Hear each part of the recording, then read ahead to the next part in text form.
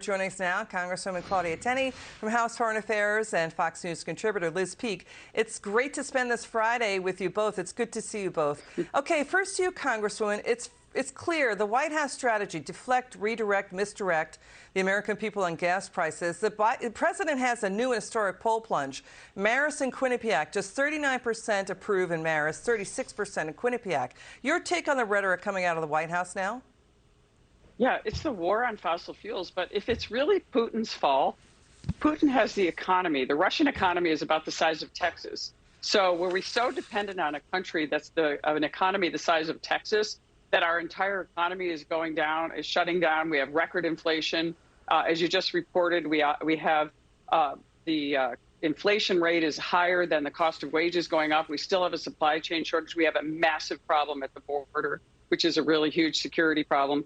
They're just trying to blame Putin for something that is really something Biden could fix. But there is a war on fossil fuels, which is reflected in the Build Back Better budget. It's in the new budget. It's not Putin, it's Biden. Yeah, and to the Congresswoman's point, Liz, Biden says to the oil industry, use it or lose it. We're going to fine you on your oil leases. Okay, we're talking less than 10% at stake here of the leases, 9,000 leases. Half of those are waiting for the government to sign off on them, and the rest is tied up in lawsuits and litigations. Plus, Biden is shutting down lease sales for offshore oil and gas in the Gulf of Mexico. That's 500,000 barrels a day. So what are they talking about here with this rhetoric?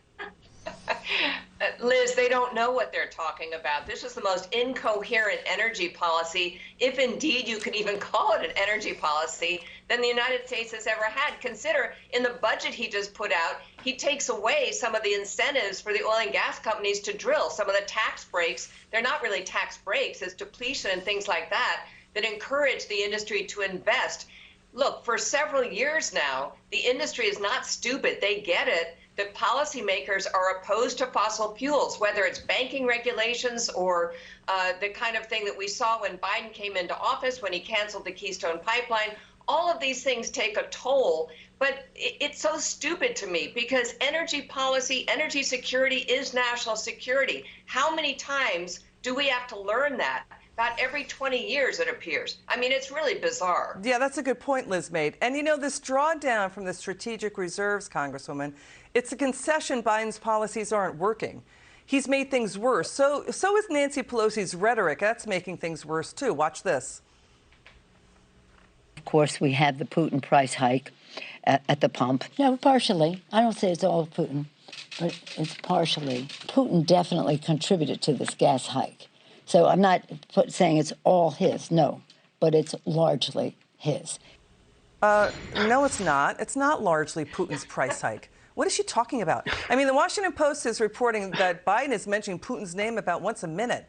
Polls show half the country, the majority of the country, they don't believe him. Neither do Democrat senators like Kelly and Manchin sending a letter to Biden. You got to boost energy production. Take on this Putin price hike thing, Congresswoman.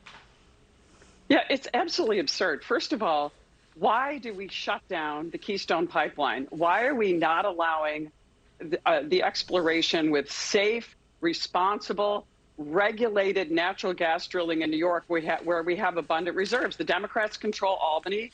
All Biden has to do is pick up the phone. All Nancy has to do is pick up the phone, call Governor Kathy Hochul and tell her to let us drill. Let us have some prosperity back to our communities. Let us drill around the country. Stop punishing the natural gas industry and the oil industry. We are not going to have sustainable and reliable energy. The most important thing about energy is reliability.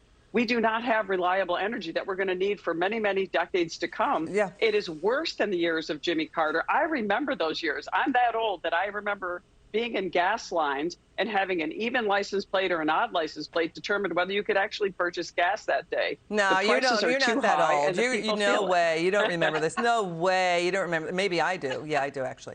So to the Congresswoman's point, I mean, the policies are as incoherent as Biden's rhetoric. This foreign policy incompetence, and pick up the phone to Kathy Hochul and pick up the phone and call Saudi Arabia. Karen Elliott House at the Wall Street Journal is saying Saudi Arabia won't take Biden's phone calls. Biden labeled Saudi Arabia a pariah state, removed the Houthis from the terror group watch list. They've been attacking Saudi oil, and revives that Iran nuclear deal. Biden last year even refused to speak with Crown Prince Mohammed. How is that a strategy?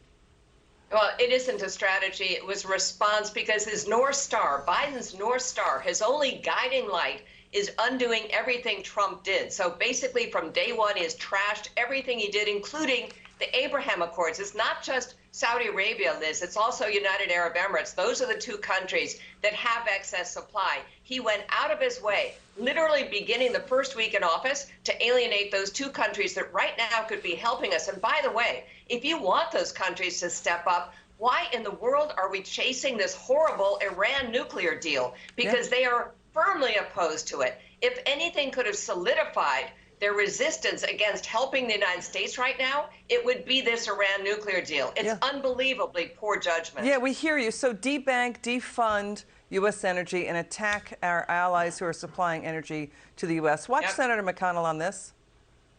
What they did as soon as the president came into office was no new leases on public lands, a whole array of regulators making it difficult to function even in the places where they're allowed to. We were energy independent in 2019 and exporting oil and gas. Every solution they come up with involves somebody else sending energy to Europe rather than us. And with regard to dropping some of the reserves and the strategic petroleum reserves, about like dropping a pebble in the ocean, it's going to have almost no impact on daily consumption. So there's that, and also House Democrats, Congresswoman, blocked a motion by the GOP for the fourth time to take up a bill on U.S. energy independence. This is hurting our standard of living and prosperity. Absolutely. I don't understand why they don't understand that Putin, when they want to talk about Putin spent millions and millions of dollars in Europe and in the United States on a disinformation campaign, a real propaganda campaign to push the U.S.